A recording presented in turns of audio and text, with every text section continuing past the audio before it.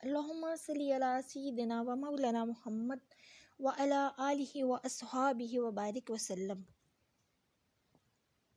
تفسیر القرآن کا آغاز قرآن پاک کی سب سے پہلی سورت سورہ فاتحہ ہے۔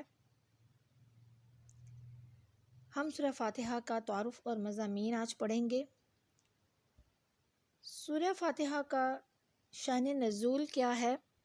اکثر علماء کے نزدیک سورہ فاتحہ مکہ مکرمہ میں نازل ہوئی، اور امام مجاہد رحمۃ اللہ تعالیٰ علیہ فرماتے ہیں کہ سورہ فاتحہ مدینہ منورہ میں نازل ہوئی، اور ایک قول یہ ہے کہ سورہ فاتحہ 2 مرتبہ نازل ہوئی، ایک مرتبہ مکہ مکرمہ میں اور دوسری مرتبہ مدینہ منورہ میں نازل ہوئی۔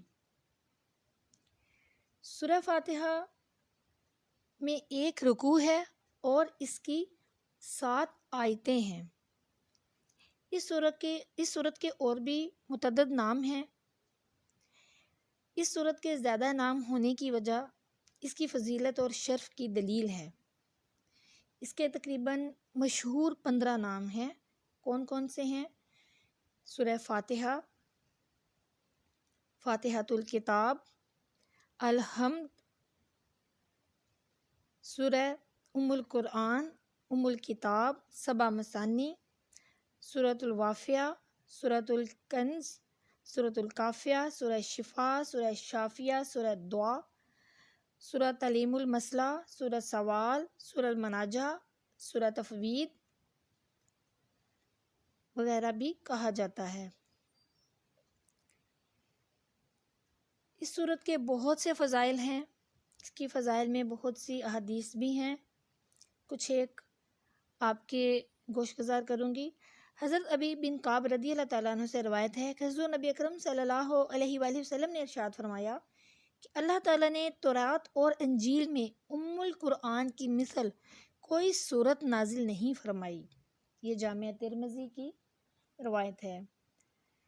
اسی طرح حضرت عبد الملک بن عمیر رضی اللہ تعالیٰ عنہ سے روایت ہے کہ حضور نبی اکرم صلی اللہ علیہ وآلہ وسلم نے ارشاد فرمایا کہ سورہ فاتحہ ہر مرض کے لیے شفا ہے۔ سورہ فاتحہ کے جو مضامین ہیں، اگر ہم سورہ فاتحہ کو پڑھتے ہیں تو اس میں حسب ذیل مضامین ہیں۔ سب سے پہلے تو توحید۔ جو سورہ فاتحہ کے مضامین ہیں، یہاں یہ بات یاد رکھیے کہ آپ دیکھیں گے کہ سورہ فاتحہ کی جو 7 آیات ہیں، ان 7 آیات کے جو مضامین ہیں وہ پورے قرآن پاک کے وہی مضامین ہیں۔ ٹھیک ہے، سب سے پہلا جو مضمون ہے وہ ہے توحید، تو یہ قرآن پاک کا بھی ہے اور سورہ فاتحہ کا بھی ہے۔ نزول قرآن کے وقت دنیا میں بالعموم بت پرستی کا دورہ تھا، اور کفار عرب کے دعوے دار ہونے کے باوجود اپنے نظام میں اللہ کا تقرب حاصل کرنے کے لیے بتوں کی عبادت کرتے تھے۔ اس لیے قرآن کا مطالبہ ہے کہ صرف خالق اور رب ہونے کی حیثیت سے اللہ تعالیٰ کو واحد مانا جائے، اور یہ کافی نہیں بلکہ استحقاق عبادت کے اعتبار سے بھی اس کو واحد ماننا ضروری ہے۔ یعنی کیا کرنا ضروری ہے کہ اس کے سوا اور کوئی بھی، اللہ کے سوا کوئی بھی عبادت کا نہ تو مستحق ہے اور نہ ہی حقدار ہے۔ عبادت صرف اور صرف اللہ کی ہے۔ دوسرا مضمون کیا ہے؟ نبوت، یعنی کہ عام انسانوں کی عقل اللہ تعالیٰ کے وجود اور اس کی وحدانیت کو جاننے کے لیے ناکافی ہے، اور اللہ تعالیٰ کے احکام حاصل کرنے سے بھی عاجز ہے۔ اس لیے اللہ تعالیٰ نے انسانوں کی رہنمائی کے لیے انبیاء کرام علیہم السلام کو انسانوں کی طرف مبعوث فرمایا، اور نبی چونکہ اللہ تعالیٰ کا نمائندہ ہوتا ہے، اس کو ماننا اللہ کو ماننا ہے، اور اس کا انکار کرنا اللہ کا انکار کرنا ہے۔ اس لیے قرآن پاک نے ضروری قرار دیا ہے کہ ہم انبیاء کرام کو مانیں۔ تیسرا جو اس کا مضمون ہے وہ ہے عبادت۔ بدن، مال اور ان دونوں کو اللہ تعالیٰ کے احکام کے مطابق صرف کرنا عبادت ہے۔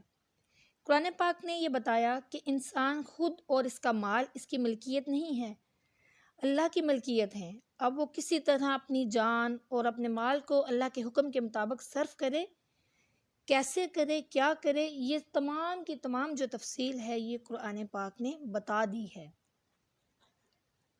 چوتھا ٹاپک اس کا ہے کہ وعدہ کیا ہے اور بندے کی نافرمانی کرنے اللہ تعالیٰ نے اس کو عذاب سے ڈرایا ہے۔ اس وعد اور وعید کو اللہ تعالیٰ نے تفصیل سے قرآن پاک میں بیان فرمایا ہے۔ اگلا ٹاپک، پانچواں ٹاپک، قصص اور امثال، یعنی کہ گزشتہ جو امتیں ہیں، جو گزری ہوئی امتیں ہیں، ان کے صالحین کے واقعات اور نافرمانوں پر عذاب کی عبرت انگیز مثالیں قرآن پاک میں بیان کی گئی ہیں۔ اگلا اس کا جو مضمون ہے وہ ہے یعنی دعا۔ اس کا ساتواں مضمون ہے دعا۔ تمام عبادات کا خلاصہ اور حاصل اللہ تعالیٰ سے دعا کرنا ہے کہ اللہ تعالیٰ دنیا میں انسان کو ہدایت عطا فرمائے اور اس پر تا حیات اس کو برقرار رکھے، اور آخرت میں عذاب سے نجات اور جنت نعیم، اپنی خوشنودی، رضا اور اپنا دیدار عطا فرمائے۔ یہ سارے کے سارے جو مضامین ہیں یہ قرآن کے مضامین ہیں، ٹھیک ہے، اور سورہ فاتحہ میں ان تمام مضامین کو اجمال اور اختصار اور اشارات سے بیان کر دیا گیا ہے۔ اگر ہم اس کو سمجھ کے پڑھیں تو یہ سارے مضامین قرآن کے ہیں، اور ان سب کو مختصراً سورہ فاتحہ میں بیان کر دیا گیا ہے۔ وہ کیسے؟ سورہ فاتحہ کے شروع میں اللہ تعالیٰ نے فرمایا، سب سے پہلی جو آیت ہے الحمدللہ رب العالمین، اس کا مطلب ہے کہ تمام تعریفیں اللہ ہی کے لائق ہیں جو تمام جہانوں کا پروردگار ہے، یعنی کہ جو حمد کا مستحق صرف اور صرف کون ہے؟ اللہ تعالیٰ۔ کیوں؟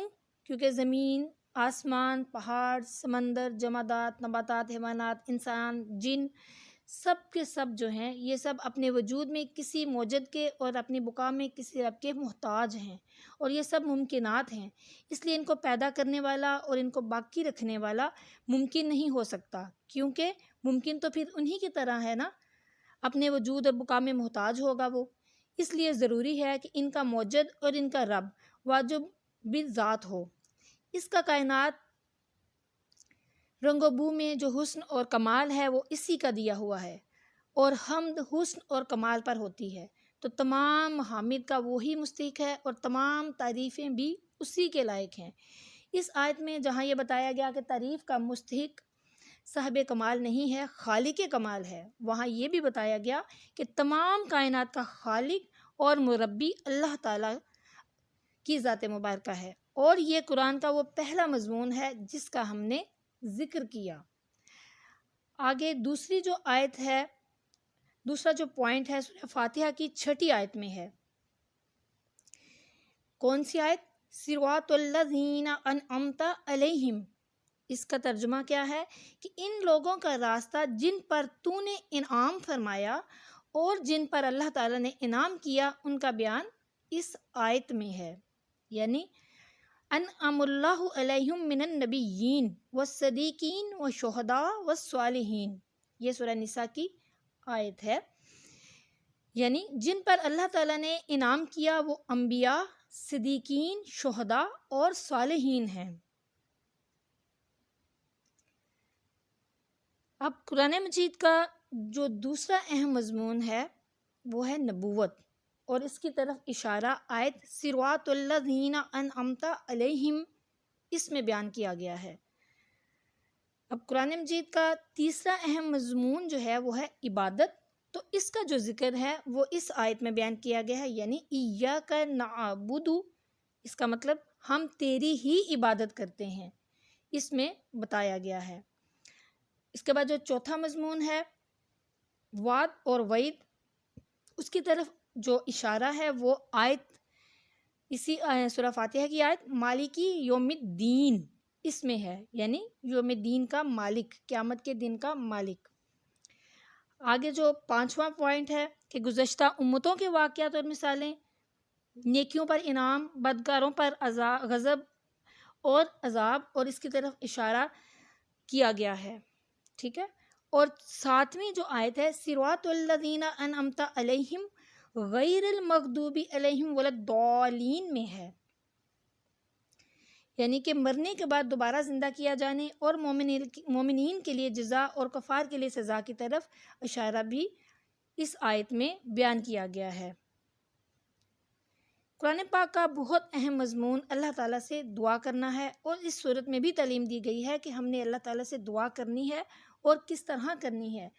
دعا کرنے کا طریقہ ہمیں سمجھایا گیا ہے کہ سب سے پہلے ہم نے اللہ تعالیٰ کی حمد اور ثنا بیان کرنی ہے، ٹھیک ہے، جیسے کہ الحمدللہ رب العالمین الرحمن الرحیم۔ پھر خشوع خضوع کے ساتھ ہم نے اظہار کرنا ہے کہ ایاک نعبد و ایاک نستعین، کہ ہم تیری ہی عبادت کرتے ہیں اور تجھ ہی سے مدد چاہتے ہیں۔ پھر اپنے عجز کو اور احتیاج کو بیان کیا جائے، جس کا بیان ہے اسی آیت میں کہ ایاک نعبد و ایاک نستعین۔ اس میں پھر جو بھی ہمارا جو دعا ہے اس کو ہم اپنی زبان پر لائیں اور پھر اللہ تعالیٰ سے وہ دعا مانگیں۔ نیز یہ بھی بتایا کہ اللہ تعالیٰ سے کیا مانگا جائے اور کیا نہ مانگا جائے۔ کیا مانگا جائے؟ صراط مستقیم مانگا جائے، ہدایت، سیدھا راستہ، وہ راستہ جو کہ انعام یافتہ لوگوں کا راستہ ہے، ٹھیک ہے، اور وہ راستہ نہیں کہ جن پر اللہ تعالیٰ کا غضب نازل ہوا، یا پھر جو گمراہ ہو گئے، یا پھر اللہ تعالیٰ کا جن پر عذاب نازل ہوا۔ پھر جیسے ہی یہ ہدایت کی دعا ختم ہوتی ہے تو اس کے جواب میں فوراً ہدایت آ جاتی ہے، وہ پھر سورہ بقرہ کی اگلی آیت شروع ہو جاتی ہے۔ تو اس میں پھر انسان کو، جو ہم انسان اللہ سے دعا کر رہے ہوتے ہیں، تو وہ اللہ تعالیٰ اسے کہتا ہے کہ میں نے تمہیں ہدایت عطا کر دی۔